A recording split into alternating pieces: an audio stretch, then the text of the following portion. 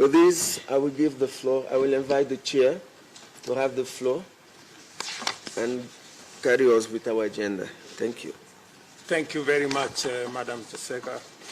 Excellencies, ladies and gentlemen, thank you for honoring this invitation to the first CAHOST meeting of the year.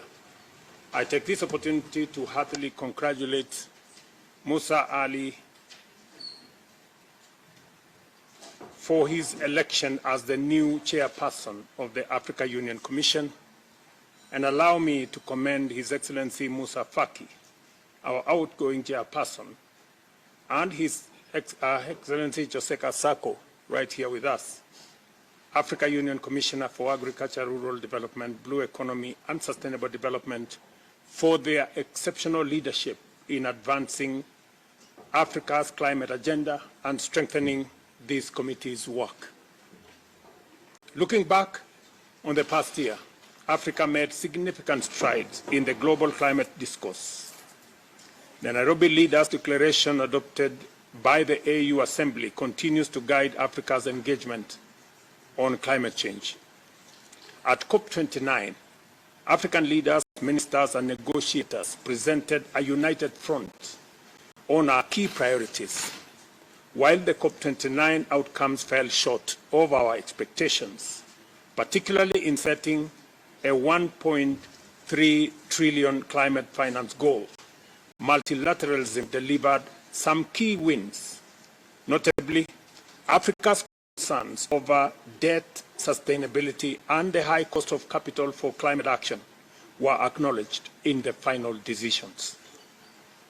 COP29 also generated critical momentum through high-level events and strategic partnerships for African-led climate initiatives, including the Measuring the Green Wealth of Africa's event in Baku, led by the presidents of Republic of Congo and the African Development Bank, which emphasized the urgent need to properly value Africa's abundant natural capital.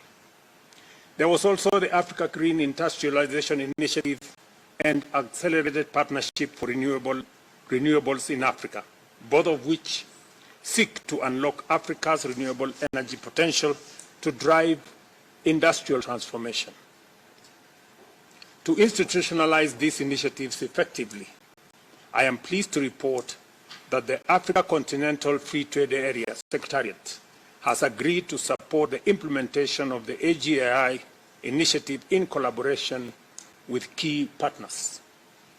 Allow me also to commend the government of Tanzania for successfully hosting Mission 300 event in Dar es Salaam last month. This initiative aims to accelerate Africa's energy access by 2030, and I urge this forum to endorse its outcome. Looking ahead,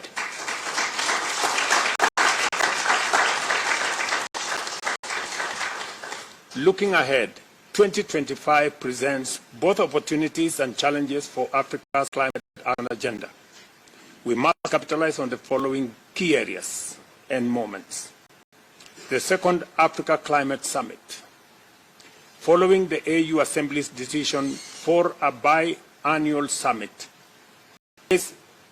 ACS, or Africa Climate Summit, will provide a critical platform to assess progress, show lessons, and strengthen collaboration. We will agree at this forum where we are going to hold the next Africa Climate Summit. If there is a country that is willing to host, it is okay with us.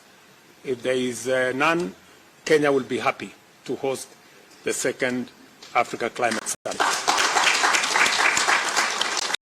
The fourth International Conference on Financing, that's number 2, for development, presents a key opportunity to accelerate the implementation of the 2030 agenda, particularly in pushing for international financing reforms.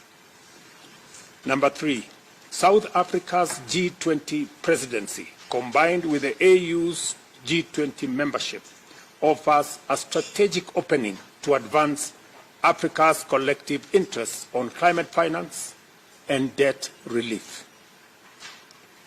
Number 4, COP30 in Brazil is a pivotal moment to push for ambitious global climate action, rebuild trust, and enhance international cooperation. Number 5, the Baku-Belém Roadmap is a crucial initiative to mobilize the 1.3 trillion necessary for climate action, particularly adaptation financing. Dear colleagues, we enter 2025 amid major geopolitical and economic shifts.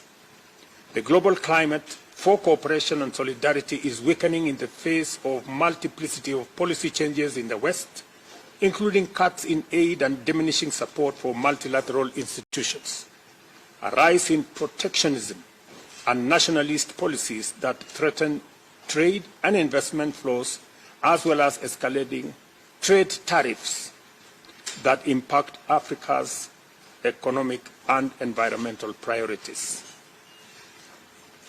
The withdrawal of the United States from the Paris Agreement and the rise of far-right leadership in key economies could prove a major obstacle to climate cooperation and financing. Moreover, 2024 was the first year the world breached the 1.5 degrees Celsius threshold, a stark warning with unpredictable consequences. Despite these changes and challenges, Africa must remain proactive, defend multilateralism, and demand the fulfillment of international obligations. The submission of new nationally determined contributions this year offers a strategic opportunity.